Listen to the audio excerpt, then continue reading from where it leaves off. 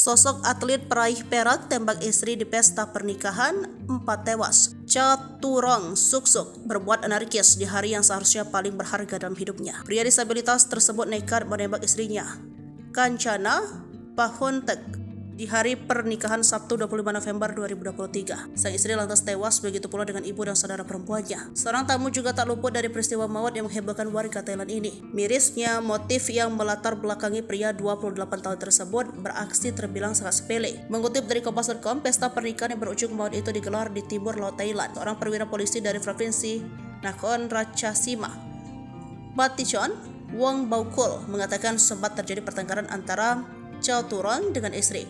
Ia diduga cemburu lantaran istri terlalu ramah terhadap tamu-tamu lain, termasuk pria-pria yang dianggap penting. Ia sempat memperbalikan semua meja di pesta pernikahan. Selanjutnya ia pergi ke mobilnya dan kembali dengan membawa pistol untuk melakukan pembunuhan massal. Salah satu korban adalah seorang tamu yang terkena peluru nyasar. Ia sendiri dikenal sebagai atlet renang disabilitas yang berprestasi. Ia pernah meraih 2 medali perak pada ASEAN Para Games 2022 di Indonesia. Selain itu, ia juga tercatat sebagai anggota Korps Rangers paramiliter Thailand. Ia telah kehilangan kaki kanannya saat berpatroli di perbatasan.